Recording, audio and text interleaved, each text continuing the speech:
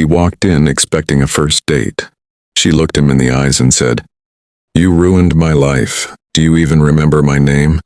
Ryan Calloway had been on enough blind dates to know exactly how they went. "You showed up a few minutes early, but I'm not desperate early, just polite early. You picked a good table, somewhere with decent lighting and enough ambient noise to cover awkward silences. You ordered something that struck the right balance between casual and sophisticated. Whiskey neat, maybe? Or a craft beer with a name you could actually pronounce without embarrassing yourself. You asked the right questions. You laughed at the right moments. You leaned in when she was talking and made her feel like the most interesting person in the room. Because that was the whole game, wasn't it? Making someone feel seen for 2 hours over small plates and candlelight. By the end of the evening, you either felt something or you didn't. Most of the time you didn't. That was fine. That was just the reality of being 31 in Chicago. Navigating the particular loneliness of a city full of people who were all very busy being interesting. His co-worker Madison had set this one up on a Wednesday afternoon, leaning against his office doorframe with the specific confidence of someone who had never once successfully matched two human beings but remained completely undeterred by that track record. "She's perfect for you," Madison had said. "Smart, funny, genuinely beautiful. Your type, Ryan, I'm telling you." He'd asked to see a photo. Madison had shown him one, just one. Slightly blurry at the edges in the way that profile pictures sometimes are when someone values their privacy more than their searchability. A blonde woman, mid to late 20s, warm smile, the kind of face that made you want to know what she was laughing about. He'd said yes, why not? It was a Thursday. He had no other plans. The restaurant was called Archer's, a warm, dimly lit place in Lincoln Park that occupied the ground floor of a converted brownstone, exposed brick walls the color of old rust, low pendant lights that threw everything in amber, a menu written in small fonts that didn't list prices until you were already committed. The kind of place that communicated quietly but firmly that the evening was supposed to matter. Ryan arrived at 7:53. He got a corner table, the good one near the window that looked out onto the tree-lined street. He ordered sparkling water, straightened the silverware out of habit, checked his phone once and waited. She walked in at exactly 8 o'clock. He recognized her from the photo, immediately onto blonde hair that fell past her shoulders in soft, natural waves, wearing a deep rose-pink dress that was elegant without announcing itself. She was beautiful in that particular way, that registers in your chest before your brain has finished processing it. The hostess pointed her toward his table. She looked across the restaurant and found his face, and something happened in her expression. It was fast, a fraction of a second, maybe less. Not the warm flicker of recognition he'd been hoping for, not the subtle recalibration of, oh, he's cuter in person. Something else entirely. Something that moved across her face like the shadow of a cloud, crossing open ground, there and then gone, smoothed over before it could be named. She composed herself in the 3 steps it took to cross the remaining distance, and sat down across from him with a perfectly pleasant smile. "Ryan," she said. "That's me," he said, smiling back. "And you must be Claire." "I am," she said. They ordered. He got the whiskey. She ordered a glass of Pinot Grigio that she would barely touch for the next 40 minutes. The conversation started the way these conversations always start, a careful, pleasant excavation of surface details. "Where did you grow up? What do you do? How long have you been in Chicago? How do you know Madison?" The small, low-stakes archaeology of 2 strangers trying to locate common ground. Ryan was from Cincinnati originally, moved to Chicago 4 years ago for a job in commercial real estate that had turned out better than expected. He had a 1-bedroom apartment in Wicker Park, a gym membership he used 3 times a week, and a golden retriever named Hank who was, by any objective measure, the best decision he'd ever made. Claire smiled at the mention of the dog. She was from the North Shore originally, Evanston, then college in Michigan, then a graduate program at Northwestern for social work. She worked now at a nonprofit on the West Side that served teenage girls, aging out of the foster care system. She said it simply, without performance, the way people describe work that is genuinely meaningful to them. He found himself leaning forward without meaning to. She was easy to talk to, precise with her words in a way that suggested she chose them carefully, funny in a dry, quiet way that rewarded attention. He was thinking somewhere around the 20-minute mark that Madison had actually gotten this one right for once in her life. And then Claire set her wine glass down. It was a small motion, deliberate, the kind of thing you do when you've been waiting to do something and you've finally decided the moment has arrived. "Can I ask you something?" she said. "Of course," he said. She looked at him with those steady eyes, brown, he noticed, darker than he'd expected from the photo.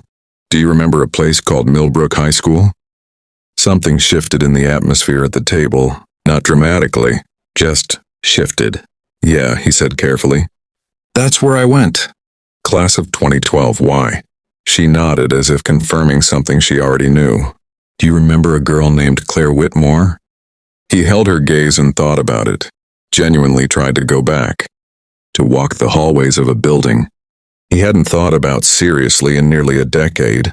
300 students per graduating class. Names and faces layered over each other like geological strata. Claire Whitmore.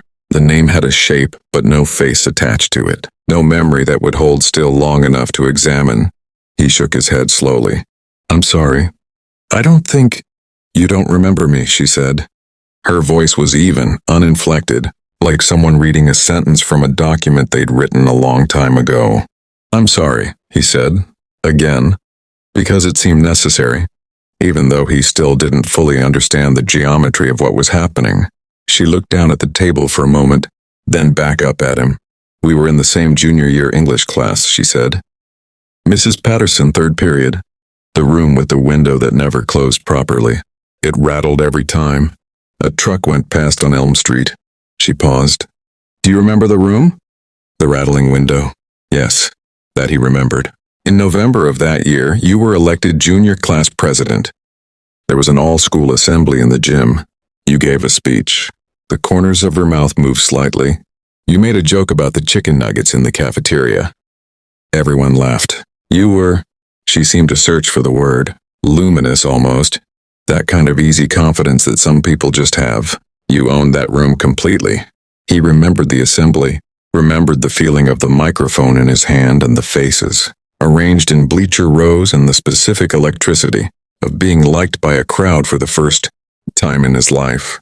16 years old and briefly, perfectly certain of himself. "After the assembly," Claire said, "you and your group of friends were standing in the hallway outside the gym doors. The whole school was filing out. I walked past."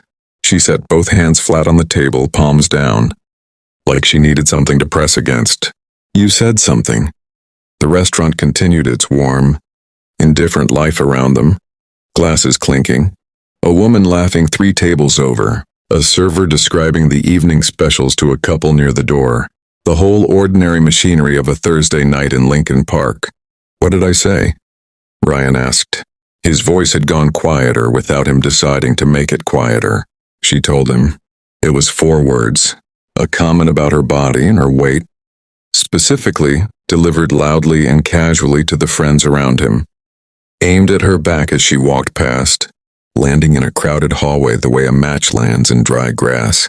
4 words that had earned him a laugh from the people he wanted to impress, and that he had then carried exactly nowhere, because they had cost him nothing at all. He did not remember saying them. Sitting at a candlelit table in Archer's restaurant 14 years later, he understood that this was not a defense. It was an indictment. "Claire," he started.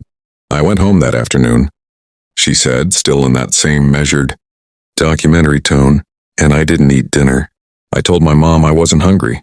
I wasn't lying. I genuinely wasn't hungry because something had happened to my relationship with my own body in that hallway that I didn't have the language for yet." She exhaled slowly.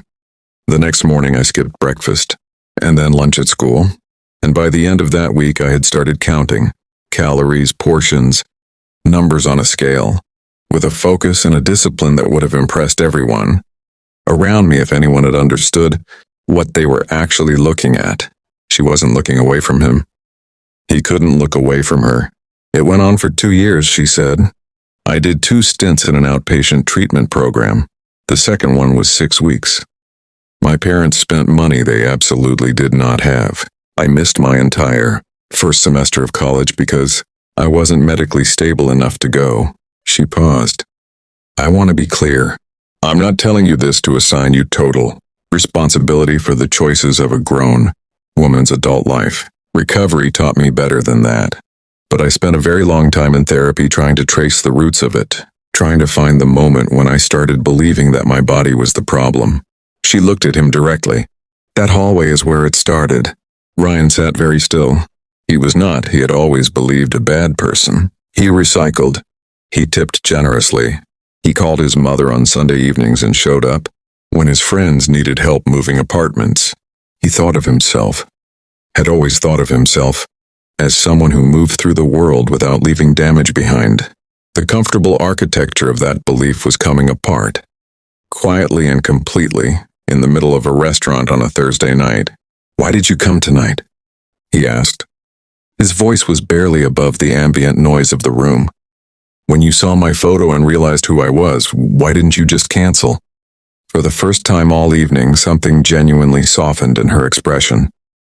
The clinical distance she'd been maintaining cracked open, just slightly at the edges. Because Madison told me about who you are now before she showed me your picture, Claire said. She talked about you for 10 minutes before she mentioned your name. She said you were one of the most genuinely kind people she knew, that you'd grown up in ways that mattered. She looked at him steadily. I needed to know if that was true. I needed to sit across from the person I had been afraid of in that hallway and find out if he was still living inside you somewhere. Is he? Ryan asked. She was quiet for a long moment, long enough that he felt the full weight of waiting for the answer. No, she said finally. I don't think so. He looked down at the white tablecloth. There was nothing adequate to say. He understood that with complete clarity. No apology in the English language reaches backward 14 years and stands in that hallway and keeps a 16-year-old girl from walking home and not eating dinner. Regret is not a time machine. Words are not architecture. You cannot build something back with them that you knocked down with them. But he tried anyway, because trying was the only thing he had left to offer. I'm sorry, he said. I don't remember saying it. I know that doesn't help you. I know it might actually make it worse. Knowing that something that changed the direction of your life wasn't even memorable to me. But that's exactly it, isn't it? That's the whole problem in 4 words. I said something that I didn't carry at all, and you carried it for years. He stopped, steadied himself. I can't fix that. I can't go back. But I am genuinely deeply sorry, and I'm glad you're here. I'm glad you came. Claire looked at him across the candlelit table for a long, searching moment. Then she picked up her wine glass and took the first real sip of the evening. Thank you, she said quietly. They stayed for another hour and 20 minutes. It wasn't a date anymore, like that word had long since stopped fitting. It was something rarer and stranger. 2 people sitting across from each other in complete honesty, without performance, saying the things that actually needed to be said.